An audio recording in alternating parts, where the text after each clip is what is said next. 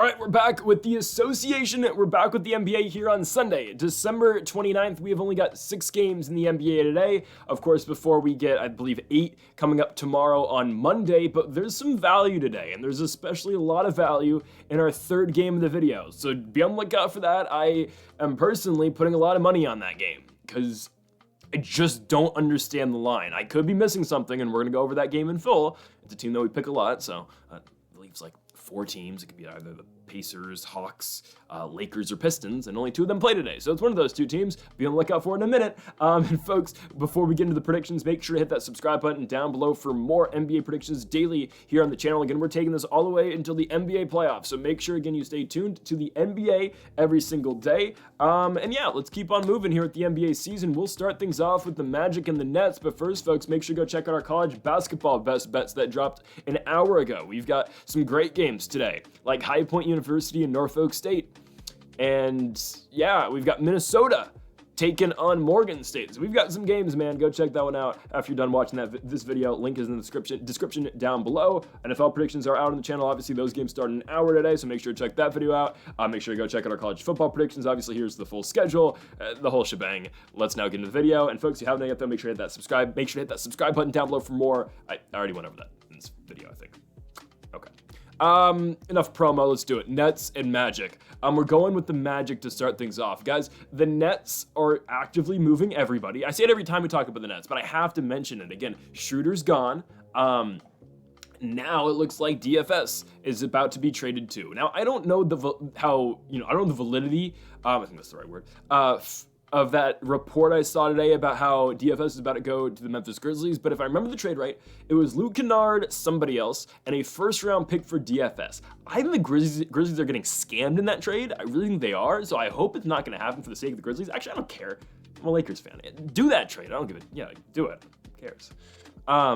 So I don't know if they're going to give up all that for DFS. If they do, I think the Grizzlies are getting scammed. But for this season, right, and in terms of, can the Nets win some games and just stick around in the Eastern Conference, yeah, doing that trade's going to hurt them. I think Luke Kennard, again, would put up some points for this offense, but obviously, again, DFS losing their starting 4 would really hurt, obviously, right? So if you take away DFS from this team, what happens? They get even worse, right? Already, Cam Thomas is injured. I don't entirely know when he's back. Is there a new update on him? Latest update we got on Cam Thomas is that he's back. Oh, wow. Oh, that changes some things. Oh, okay. Regardless, we're still taking the Magic. That's my fault. I apologize for that. I still thought Cam Thomas was out because it's been a while. Okay, makes sense. Cameron Johnson's questionable as well. So, okay, this does make the Nets a little bit more intriguing of a pick. We're not going to pick them here, but they do go on the road to Toronto on January 1st. I think it's a good matchup for them to try to win a basketball game. It's not 100% Cam Thomas is playing, but he's probable for this game, so he's likely giving it a go here at Orlando. The thing is, again, the Magic are just better than Brooklyn. I know they've been on the wrong end of back-to-back losses. They got blown out in the Knicks game the other night. They barely lost to the Heat on December 26th.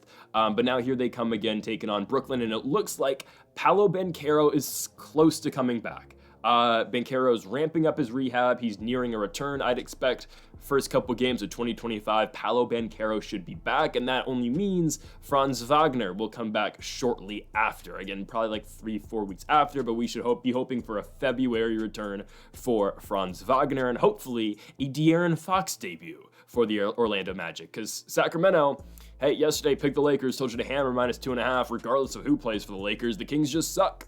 So, Sacramento, it's time to pack it up. Let's trade Sabonis. Let's trade De'Aaron Fox. You're stuck with DeRozan, so good luck. But yeah, let's ship them all off, all right? Let's get them all out of there. Let's get Sabonis back to the Pacers. It's not going to happen. But let's get De'Aaron to the Magic. Let's get Sabonis to, I don't know what team could actually use Sabonis right now.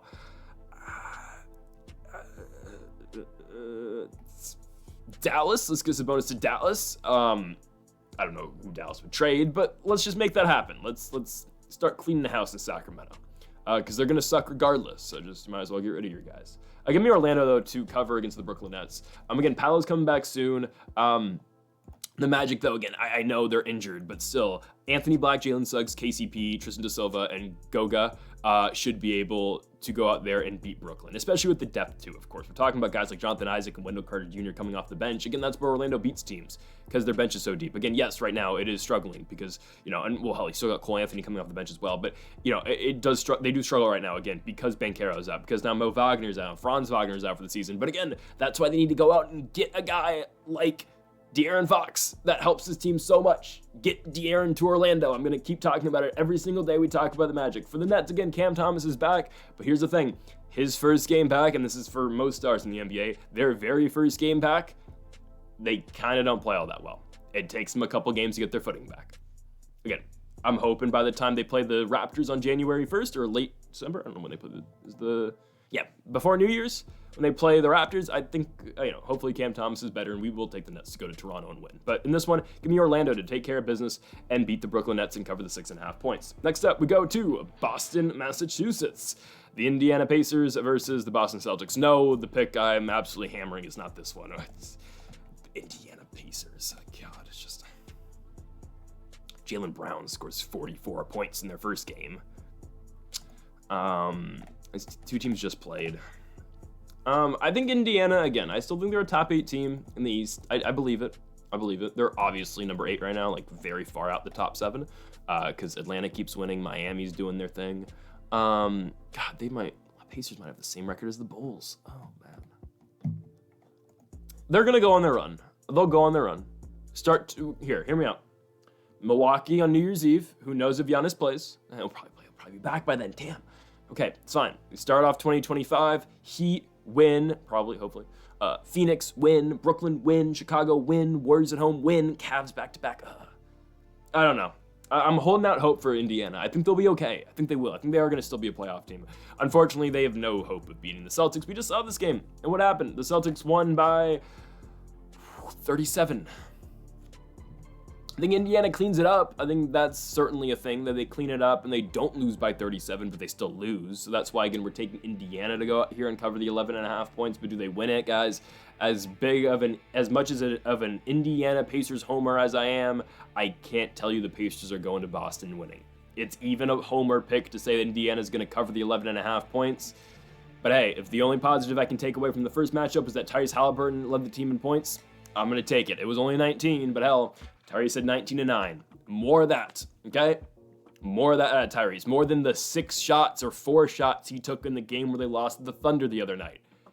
I don't care how cold Tyrese is. He has to shoot the ball more than 10 times a night. He has to take at least 10 shots a night. You're a Team USA player. You won gold. You're a multi-time All-Star. You're an All-NBA player. You got to do more than what you're doing. Again, Tyrese Halliburton has the potential to be the Chris Paul of this era. Hopefully, we're not talking about rings, but he's got to, again, get that scoring going because it's been too inconsistent this season. He had a good run earlier in the month.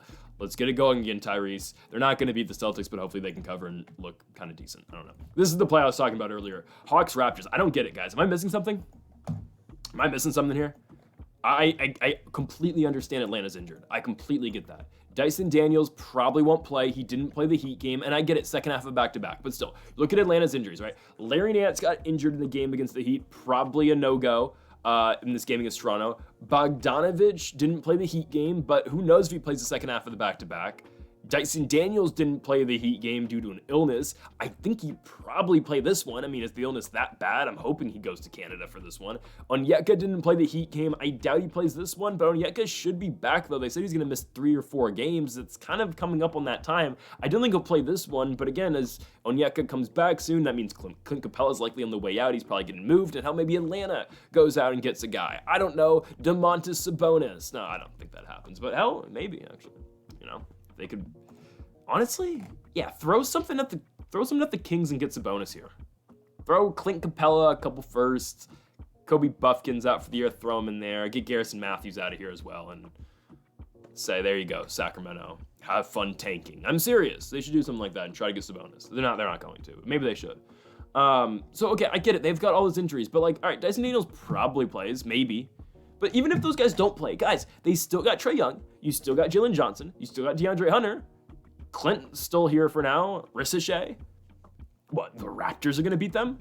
Guys, the Raptors are 7-24. They've not won a game since they beat the Indiana Pacers, but since they beat the Pacers, what, December 3rd? You're telling me this team's gonna win their first game in 26 days against the Hawks, a team that's been red hot? Guys, they just won yesterday. They beat the Heat. Atlanta's on a run right now. They are winning basketball games. They've won 3 in a row, all at home, but still Minnesota, Chicago, and Miami. I get it, second half of back-to-back, but they played an early game yesterday. They've had more than 24 hours to prepare for this Raptors game. And sure, again, when they go to Denver, when they go to Los Angeles for back-to-back against the Lakers and the Clippers, are they going to win those? Probably not. They're going to steal 2 out of 3, though. I don't know who those 2 games are going to be, Denver and the Clippers. But, you know, like, Atlanta's good, man. Jalen Johnson's a really good player. Trae Young should be a starter in the All-Star game this season. I don't know. Honestly, I don't even know how I don't know what the hell the All-Star game format is this season. I kind of forgot about it, and then I was watching the Lakers game today, and I saw an ad during the halftime show saying with Ernie Johnson, oh, the NBA is changing the format to the All-Star game this year. There's 4 teams. It's so stupid. Just do East versus West, or hell, I didn't mind the team LeBron versus team Giannis every season. I honestly didn't. It was kind of fun. Now, East versus West is probably better, but I had no issue with team LeBron versus team Giannis. The draft thing, didn't mind it. Especially when you did it with Chuck and Shaq and Ernie and, you know, Kenny the Jet. It was funny when KD was dodging picking Russ. Dodging picking James Harden. It was hilarious. I don't know. Or when Giannis is picking Chris Middleton with his first pick. You know, where LeBron forgets to pick, or LeBron's, you know, Jokic just assigns himself to LeBron's team and gives Laurie the big FU, right? Like, it was funny. It was funny. Regardless, give me the Hawks to beat Toronto. I don't understand it, guys. I don't understand it. Well, the Raptors are going to win their first game in 26 days? Okay, Jakob Poeltl's probably back. Is he back? He's questionable for the Hawks team. Didn't practice yesterday. Probably out, let's be honest. If Poeltl doesn't play, the bigs are horrible after Poeltl. Poeltl's good, but like, what? It's Kelly Olynyk? Jonathan Mobo? Like, yeah, I don't get this line. I don't know. This feels like a trap, but hammer minus 120 for the Atlanta Hawks. Next up, we go to Houston, Texas, the Houston Rockets versus the Atlanta Heat. Oh, I have to pick the Rockets. I hate doing it. Because I just don't think the Rockets are good. I just don't think this team's good at basketball. But unfortunately, we have to pick them in this game. Miami's coming off a back-to-back. I get it, they played in the morning yesterday, or early afternoon. But yeah, I guess the Rockets beat them. Okay, hear me out. This is why I think the back-to-back doesn't affect the Hawks. Hawks are a really good offensive team. Sure, Miami's kind of decent offensively as well, but they're taking on a Raptors team that doesn't play good defense, okay? Miami's second half of back-to-back playing a Rockets team that's just going to grind you out at the end of the game and play really good defense and get in your face and just going to make it really tough for you to score. And they have a guy now, Alfred Sengun, who can dominate. All right, Sengun is the only reason this team is where they're at. Just watching this team, Jalen Green again randomly explodes every other night. But no, the only reason this team is where they're at is because of Alfred Sengun, baby Jokic, whatever. You know, there's a reason. Again, that is the only reason they're there. Sengun is an absolute monster. He does have a really good whistle. I'm not gonna lie. Like, the refs love Alfred Sengun, but he gets it done. Houston again, they are going to lose their next 3 games all at home after this though. Okay. January 1st, they're losing the Mavericks. They're losing the Celtics on the 3rd, and they're losing the Lakers on the 5th, okay? So after this, they go on a 3-game losing streak. But situational-wise, like, yeah, okay, yeah, we'll take Houston to beat Miami, second half of a back-to-back. Jimmy Butler, he's sick. He's sick of being in Miami, so that's why he's not going to play. Actually, yeah, he's conditioning. He was ruled out of playing the Hawks and the Rockets game, and what are we doing? What are we doing? Give me Houston. Again, they are the most unimpressive basketball team ever. Stay away from this basketball game. But I guess we'll take Houston to win minus 290, Miami plus 7.5. Just stay away. Just stay away. It's just bad basketball. And I get it, the Rockets are like record-wise good, but who cares? Thunder, Grizzlies. No John Morant, no victories. That's the simplest way I can put this basketball game for you. And oh, by the way, the Grizzlies are playing the best player in the NBA right now. His name is Shai Gilgeous-Alexander. Okay? SGA is the best player in the sport. He does not get the respect he deserves. The NBA is not marketing this guy in the way that he should be marketed. He's got his basketball team at 25-5 this season. Their other all-star, well, actually, Jalen Williams will probably be an all-star, but Chet Holmgren is their big, second overall pick in the NBA draft a couple seasons ago. He's been out for half the season. The other half of the season, their other center, Isaiah Hartenstein, was out. Shai Gilgeous-Alexander has his team at 25-5. He is averaging, 31 points per game? And you're telling me this guy's not the most valuable player in the league? Come on now. He's got his team at 25-5. They're going to be the first seed in the Western Conference, almost undoubtedly, I think. Again, I will come on here every single day and make the case for SGA to be the MVP when they're going to give it to Jokic again. It's ridiculous. Shai Gilgeous-Alexander is the MVP. Again, look at the numbers this guy is putting up. And again, we saw it in the Wizards game, 41, 45 in the Pacers game. I said he was going to stat pad and get another 40 against the Hornets. Oh, he only had 22. Okay, whatever. But again, SGA is going to have another big night tonight against the Grizzlies. And again, with no Ja Morant, it's going to make it tough on Memphis. I get it. They were perfectly fine the first go around when Ja was injured. I don't think Ja's going to be out for that long. I really don't think it's going to be that big of an injury for him. It's an AC sprain in his shoulder. I think max a week, I'll be honest with you.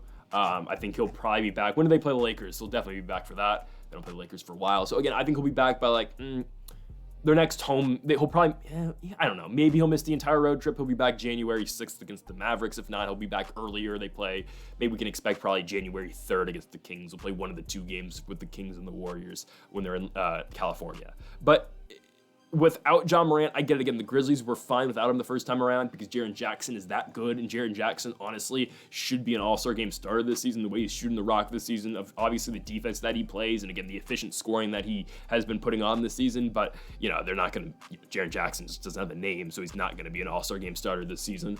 He's not going to be. He'll be All NBA hopefully, but I don't know. And Zach Edey honestly hasn't been horrible on the glass. Just regardless though, give me the Thunder. Just again. You need everything to beat the OKC Thunder and beat a guy like Shai Gilgeous-Alexander. The Grizzlies are not at full strength. We've got Mr. Aura over here, and Shai Gilgeous-Alexander is averaging 31 points for the best team in basketball. This team hasn't lost a regular season game since December 1st, where they went on the road and lost to Houston, which, whatever. I'm not counting the in-season tournament championship game, because ultimately, that game doesn't count. It literally doesn't. Oh, they didn't get $500,000. Who cares? That game actually doesn't matter. So they haven't lost a regular season game since December 1st, and they're not going to lose a regular season game until the year 2025, okay? The Thunder are winning the NBA championship, unless the Lakers have something to say about it. But for now, give me OKC to win this game at home against the Memphis Grizzlies. And yes, they will cover the 7.5 points as well, just because Shai is that good, and the Grizzlies will struggle playing without Ja Morant. Let's go into our final game of the video, and potentially the best game of the day. We have the Minnesota Timberwolves hosting the San Antonio Spurs. Give me Minnesota to cover the 6.5 points, and obviously give me the Timberwolves to win as well. I think Minnesota is really building momentum right now. We thought that obviously after their Christmas Day win against the Dallas Mavericks, and I think that even more now after their come-from-behind victory against the Houston Rockets. Guys, this team was down, I believe, 14 points with 4 minutes to go, and they found a way to win that basketball game. Obviously, Anthony Edwards with the game-winning three, absolutely huge for the Minnesota Timberwolves, beating Houston on the road. I'm telling you, Houston is so fraudulent. Minnesota was able to win, and now they've improved their regular season record to 16-14, and Anthony Edwards, simply put, is just that good. Now, Rudy Gobert really struggled against Sengun, and he's probably going to struggle against Victor Wembanyama as well, but it's okay. I think Minnesota is the better basketball team. The game, again, is in Minnesota. Julius Randle had a good night against Houston. Actually, Ant wasn't playing all that well until obviously hit that game-winning three. It was an off night for Anthony Edwards. But Julius Randle actually did impress me in that victory against Houston. The most games that I've watched out of Minnesota this season, Randle has been kind of non-existent. He's been pretty bad, but he did have a really good game against Houston. I'll give the man credit for that. Gobert kind of just got bullied against Sengun, which was a little odd. Again, it's just, I don't know. Gobert's a really good defensive player. It's just sometimes in big games he does get bullied, and obviously, you get the chants, the fans chant for Gobert to go F himself. It is what it is. Minnesota's just better than San Antonio, and I like the Spurs a lot. I do. I'm a big fan of Victor Wembanyama. I think he's great. Next face of the league probably. I think Chris Paul, obviously being the veteran being the veteran presence on the Spurs team does help as well, but ultimately give me the Minnesota Timberwolves to win our final game of the day. And they'll take care of it. Again, the game is in Minneapolis. Anthony Edwards is the best scorer and the best player on the court. We will see how the Timberwolves, again, play Wembanyama, obviously with Gobert being the other center on the court. We'll see, but I do think Minnesota is the better team, and I would expect the Timberwolves to win this game at home, and I think Minnesota will cover the 6.5 points as well, and on the money line, obviously, at -275. So folks, thank y'all for watching our NBA predictions here for December 29th. If you have not yet though, make sure to hit that subscribe button down below for more. Make sure to leave a like if you did enjoy the video. Make sure to comment. If you do disagree with any of the picks, make sure to go check out our college basketball best bets that were posted an hour before this video. Folks, thank y'all for watching, and Mamba forever.